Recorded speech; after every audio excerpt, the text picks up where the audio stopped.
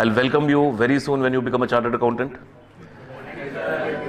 So, this class is basically for the November 16 examinations. आप लोगों ने जिन्होंने लास्ट मई में या फिर लास्ट ईयर क्लासेस की थी, फाइनेंस एक्ट 15 हमें कवर किया था. सो अभी भी फाइनेंस एक्ट 15 आपके लिए एप्लीकेबल है. सिर्फ कुछ केस लॉज हैं, सर्कुलर्स हैं जो आपके लिए रेलेवेंट है. प्लस मुझे मालूम है आपको आरटीपी से बहुत डर लगता है, रिवीजन टेस्ट पेपर, तो मैंने उसे भी पूरा कवर कर लिया है ताकि आप लोग उसमें लेबर ना करें.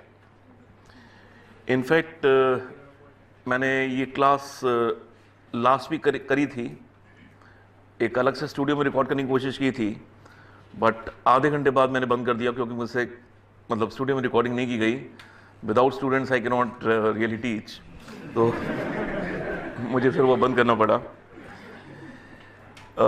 ऑल्दो मैंने आज भी बड़ा क्लियर मैसेज नहीं दिया था कि मैं क्लास लाइव लूँगा, तो आई सिंपली सेड कि एक वेग मैसेज दे दो कि अगर 20-25 लोग आ जाएंगे then I can teach properly. Okay, you have this handout with you, a very small handout of 18 pages, converted into 9 pages by having the photocopy on both the sides.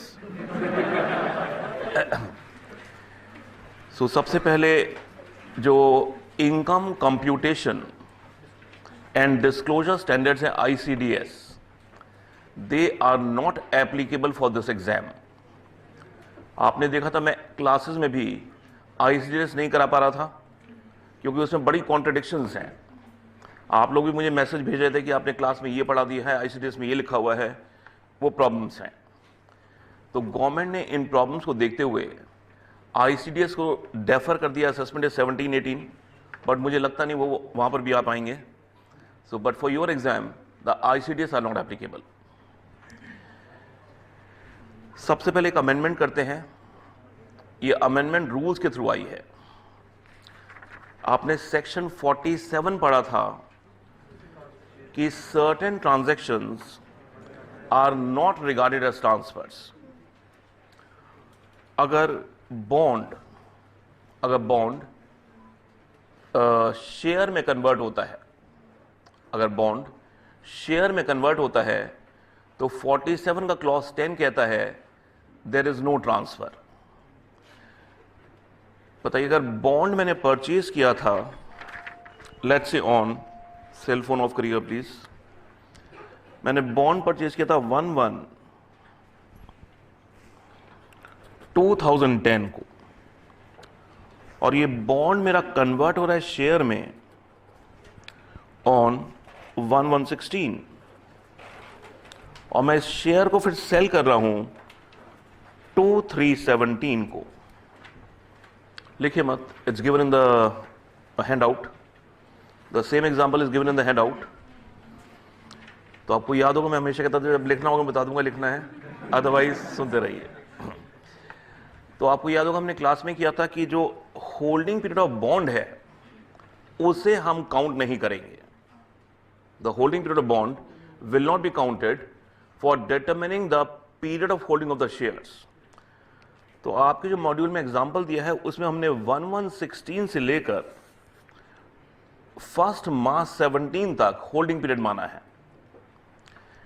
Income tax rules के through इन्होंने amendment की है, and that's a welcome amendment, कि अगर bond आपने purchase किया 1/1/2010 को,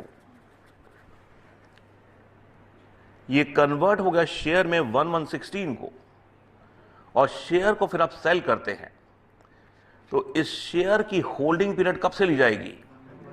जब से आपने बॉन्ड परचेज किया था. I think that is what was required earlier also, but law में ये कमी थी.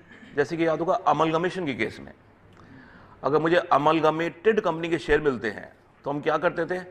अमलगमेटिंग कंपनी का होल्डिंग पीरियड भी इंक्लूड करते थे. सिर्फ यहां एक गलती थी जो ठीक कर दी गई है. सो नाउ अगर बॉन्ड शेयर में कन्वर्ट होता है तो जो बॉन्ड की होल्डिंग पीरियड थी that will also be considered to determine the holding period of the share. Accordingly जो आपके मॉड्यूल में क्लॉज 10 में नोट 2 था, मैंने चेंज कर दिया है, जहां नया रूल आ गया है जो कहता है कि होल्डिंग पीरियड ऑफ शेयर जो मिला है उसे निकालने के लिए आप बॉन्ड का होल्डिंग पीरियड भी कंसिडर करेंगे। ये इलस्ट्रेशन आपके मॉड्यूल में दी हुई है, बट वहां पर मैंने होल्डिंग पीरियड कंसिडर किया है फ्रॉम 1160।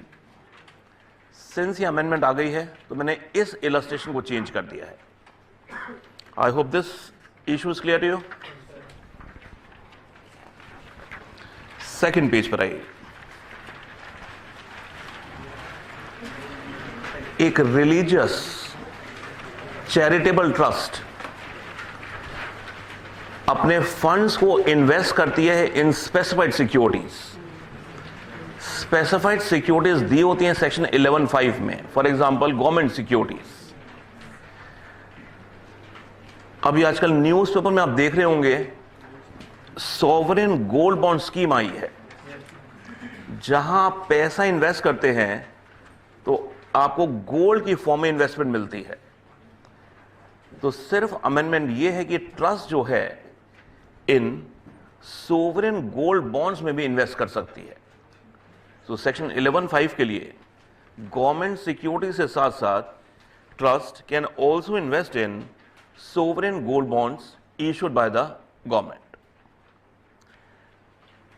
नेक्स्ट अमेंडमेंट देखिए आप, ऑयल वेल्स। मैं क्लास में क्या बोलता था? तेल के कुएं। तेल के कुएं आप गवर्नमेंट से परचेज करते हैं, उस पर डेप्रिसिएशन रेट प्रिस्क्राइब कर दिया गया है 15%। So depreciation rate on oil wells is 15%।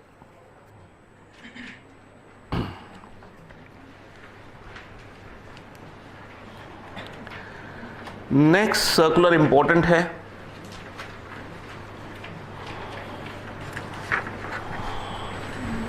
इसमें यह है जो ब्रॉडकास्टर है,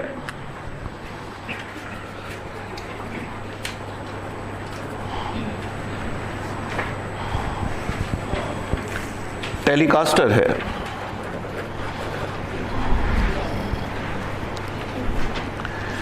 ये पेमेंट देता है प्रोडक्शन हाउस को।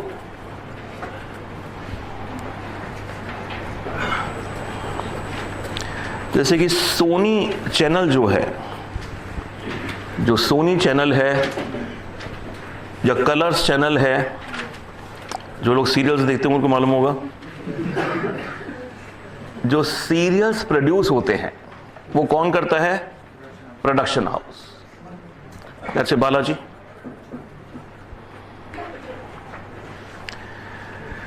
सो सोनी, कलर्स टीवी, ये ब्रॉडकास्टर है, टेलीकास्टर है। Production house like Ekta Kapoor, Balaji,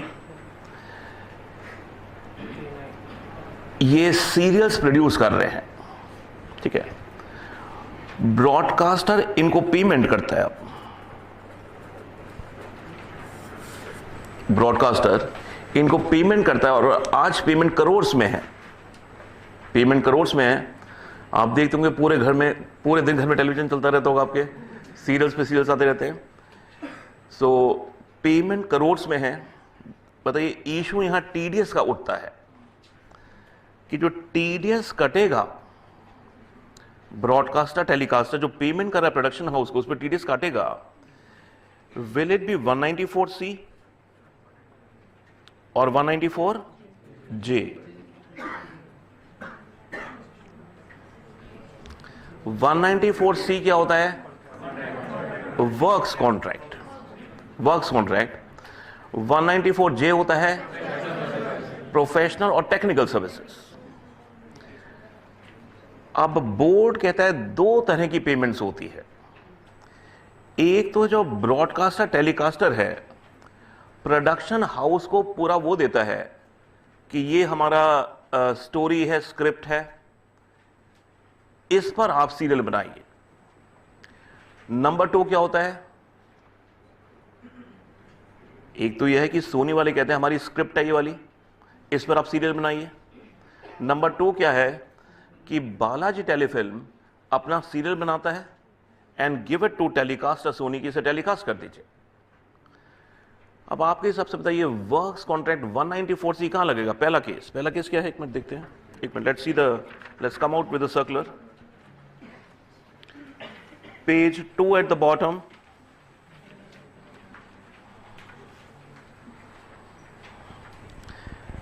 the issue of applicability of TDS provisions on payment made by broadcaster telecaster to the production houses for production of content or programs for broadcasting telecasting has been examined by the CBDT in view of the representations made in this behalf.